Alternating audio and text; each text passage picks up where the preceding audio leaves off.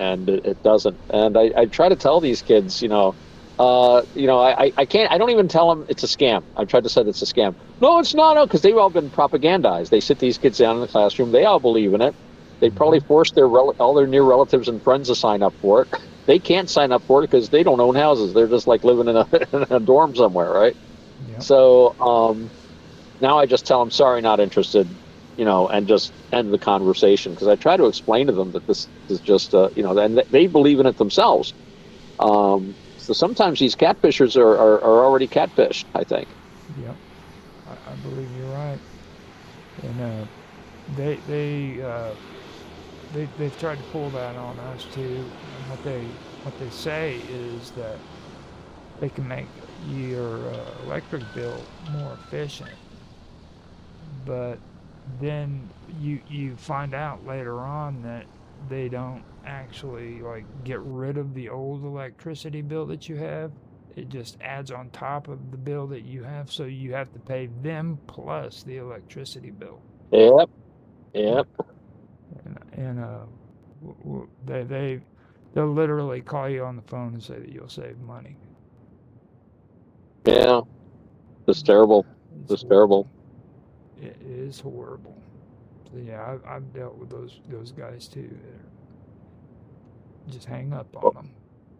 Well, I think I told the story, and of course, I always tell my stories again and again. But I don't know if I've mentioned to you or on the show about I did do some time as a telemarketer Mm-hmm. when I would sell things on the phone, and everything was honky dory. The way they do that is interesting because you've got like a bunch of leads and basically a list of people to call, and you go through the list and you make X number of sales. I mean, if you call enough people, you will make some sales, and everybody's happy. Well, you still have that list, so you go through it again and you try to squeeze every sale you can out of the list until you meet whatever quotas that they've got that the telemarketers have promised to the people that they're selling this for. Um, and I think I told you I was involved in one of these places, and everything was going fine until we got down to like we were having trouble generating sales. So they were encouraging us to tell lies.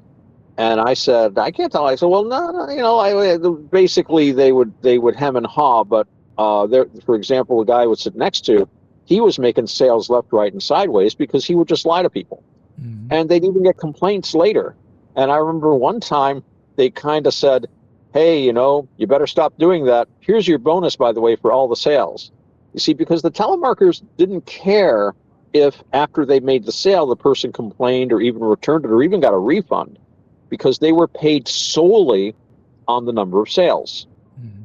And these are all bean counter decisions. And I'm sure that the company that signed this contract with them figured that we're going to get X number of sales and X number of returns from those sales. So the feelings of the people involved were not taken into account. But when they started pressuring me to tell lies, I quit that job, and I just did not feel I could do that. And when I was handing in my ID and stuff with the security people in the building, I said, no, no, I'm not. I resigned from there, and they were like, why? We always liked you coming in. What was wrong? And I said, and I hadn't thought of it, but I just said, well, they wanted me to lie, and I think that was really injuring my soul. And I didn't know how people don't always react well when you start talking about the soul, but that was the Yeah. only way I could think of to say it. And it's like, yeah, they're paying me money, but it hurts me inside, and I can feel it, to deliberately tell lies to people like that. And yeah, I walked away from that job. It was an interesting 4 weeks, but of which 2 were training weeks, which was pretty good because they paid me to just sit around and be trained, which is I'm happy to do. Mm-hmm. But yeah, once they started with the lying, and then especially when I saw that the biggest liar in the room was the one that was getting all these bonuses and pats on the backs and things. So I'm like, that's not a good place for me. I've tried it twice, maybe three times actually, Oh wow. maybe. And I just yeah I was the same way. I couldn't handle it. Plus the script. They'll sit you down in front of the or in a booth, and they'll have a script sitting in front of you, and they want you to follow that script, and all you gotta have to do is listen or read that script, and you'll quickly catch on. You know what I mean? Yeah. About how bad they're lying and stuff, and it always bugged me. You know what I mean? One was even about selling tools, and I mean, I come from a family of basic rednecks, so I know pretty much all I need to know when it comes to tools. And these guys are like selling these tools that I know are junk, and I was like, no, I can't do this no more. I think that was the last one I did. Oh, sorry, I dropped out there for a second. Oh, it's fine. I was. Well, you know tools, you understand tools. Mm-hmm. Well, I not as. Yeah, I good. dropped out briefly, but I don't think I lost much. Okay. Yeah, I don't. I'm not like an expert at it, but at least I know how it works. The workings behind it all, and they were having us call people up and try to solicit sales for these tools and stuff, but it just after a while it didn't work out that great. So That makes me think of intention. I talk about intention a lot on here, don't I, Roger? yes, you do. I do. I came across something very interesting about intention, and that is that intention is really how you have to judge your karma or karma. And in fact, karma is intention. That's one of its definitions. Intention is karma. Karma is intention. And no actual physical action is in itself morally right or wrong, according to Buddhism. It is your intention about the action.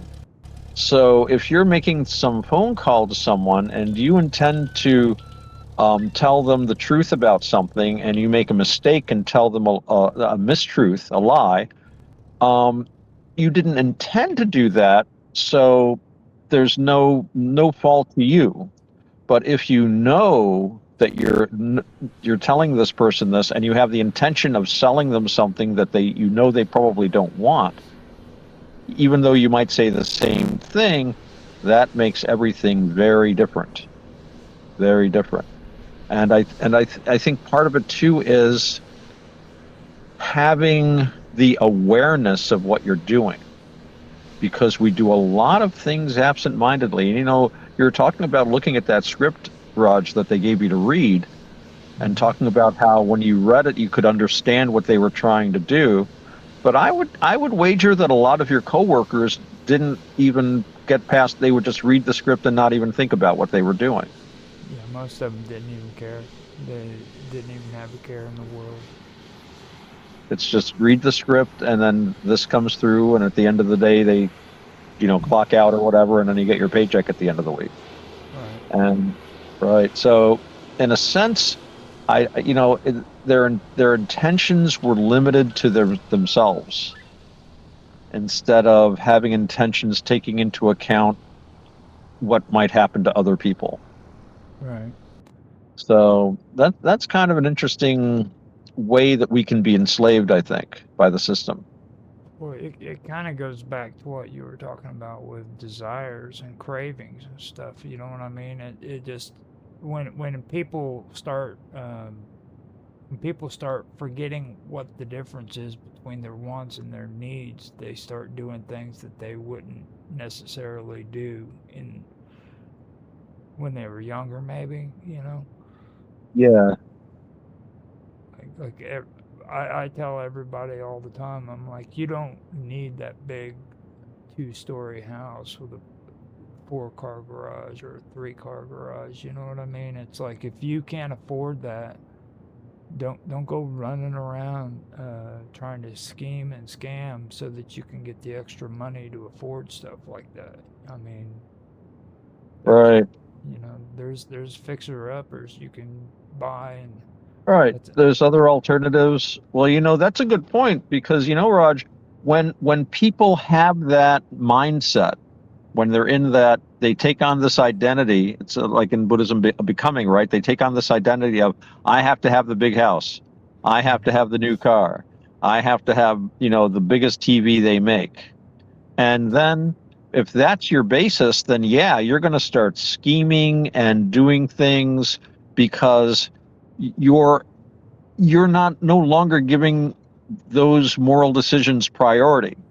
To you, the priority is having that giant TV or having that brand new car.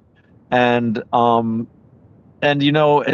amount of in Buddhism they say dukkha, stress, that goes with that. When you were talking about that, I was remembering these people I used to work with years ago. They were a couple, and they got married. And to be fair, they were both had been previously married, so they each had kids. So when they got together, they had like 4 kids between them, and then they had a kid themselves. So they did have 5 children. That is expensive. That's very expensive. But they basically had 2 houses. They each had a house. They rented one out, but both houses were mortgaged to the hilt. They had a new car every 3 years, whether they needed one or not. He was always coming in. He just got the biggest plasma screen TV. They had to get new snowmobiles, new stuff. Everything had to be new, new, new, new. And this guy worked every hour he could get, and he was applying for a state job where basically doing the same job for the state would give him a 30% raise and much better retirement bennies. And he was going to night school so that he could get hired for this. His wife was doing the same. They both worked like 2 jobs each, and they were exhausted all the time. And it was just so that they could have this appearance of having more money than they actually had. And they would have been a lot happier just keeping their cars longer, paying off their mortgage, making do with the 18-inch TV. You don't have to get the 23-inch or whatever. I remember it was when plasma screens. That's how long ago this was. You had to get the brand new plasma screen was out, giant wall-sized TV. And I don't know. It just seemed. I mean, they thought it would make them happy, but I never saw them happy. I know exactly what you mean, and it just when you look at that mentality, and I hear people say, well, I remember back in the day, when they used to have keeping up with the Joneses kind of thing, Yeah. like it was back then. But then I like today, merchandise has gotten so much cheaper that you see the same mentality, but on the flip side, it's like everybody's getting on YouTube or eBay, and everybody's getting on Amazon, and they're buying all this stuff, and it's the same thing, but they're doing it in a different direction. You know what I mean? Right. Yeah. So It's like consumerism gone wild. Yeah, it's crazy. Well, it's desires and cravings, like you were saying. I was telling my brother about that because he got to the point where he was actually going onto eBay to get food from Walmart. Oh wow, sounds like V. Yeah, and I told him, like, look, man, you don't need to do that. You can just, because he has a hard time walking around. You know what I mean? He's got Right. weight.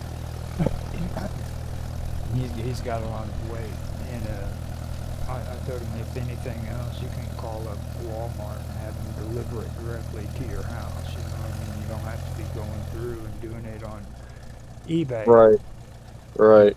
And he was so used to going on eBay and buying all this stuff that he felt that he had to go through eBay to do it. And I'm like, no, man, you don't need to do all that stuff. And besides that, you need to go to the store and get it yourself anyhow. So Yeah, I prefer to do my own shopping, to tell you the truth. Mm-hmm. I mean, I can see if he has trouble because of his weight, but on the other hand, maybe going to the store might more often might help him with the weight. Yep.